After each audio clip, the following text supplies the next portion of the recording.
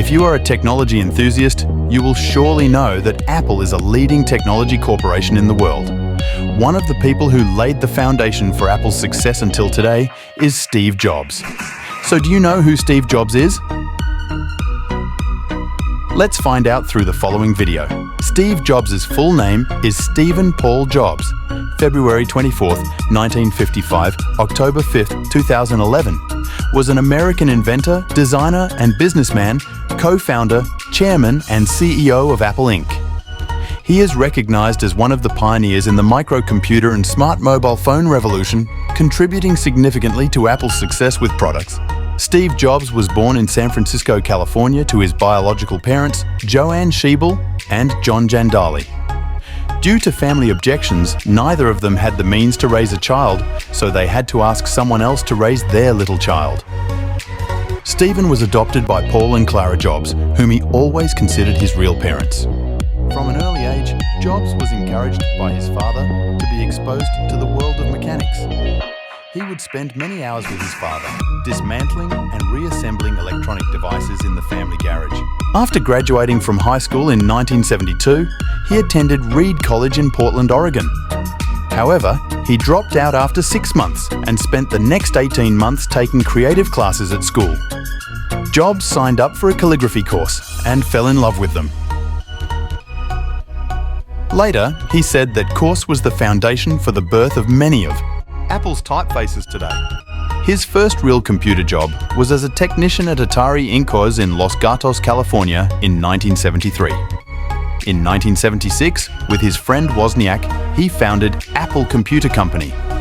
Initially, the company was mainly aimed at selling circuit boards.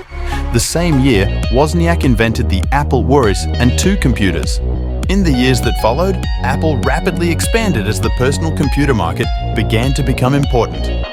Apple went public in 1981, and by 1983, the company had entered the Fortune 500 list. Although Jobs had many successful innovations, but due to differences in his views with other members at Apple.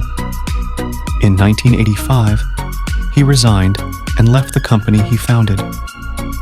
He later revealed that leaving Apple was one of the best things that happened to him. It helped him regain a sense of freedom and innovation. After leaving Apple, he founded Next Inc. The company is famous for its technical strengths, especially the object-oriented software development system, WebObjects, used in the Apple Store and later iTunes Store.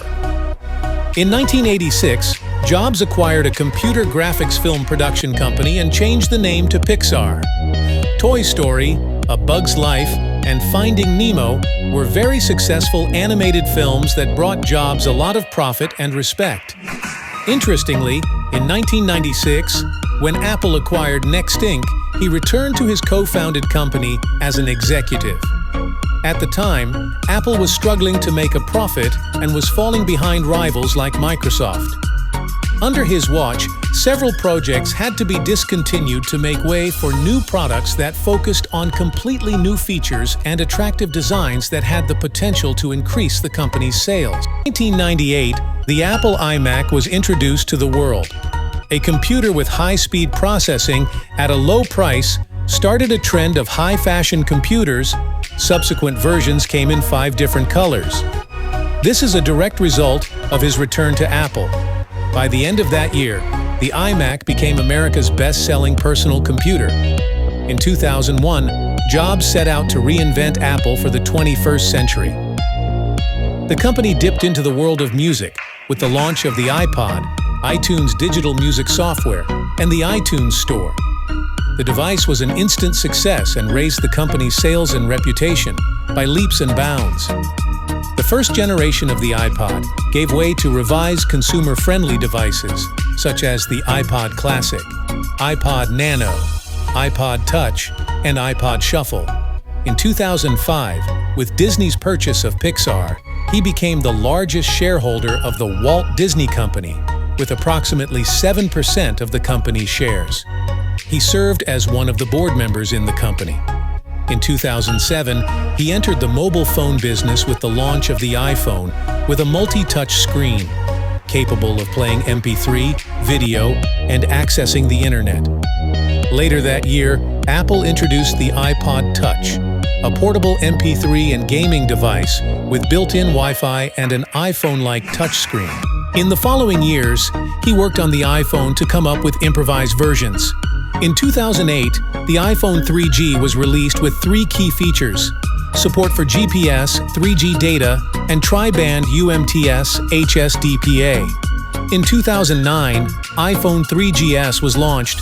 In 2010, he launched the iPhone 4, which was a sleeker smartphone than previous versions and included advanced features such as a 5MP camera, a secondary front-facing camera, and 4G access.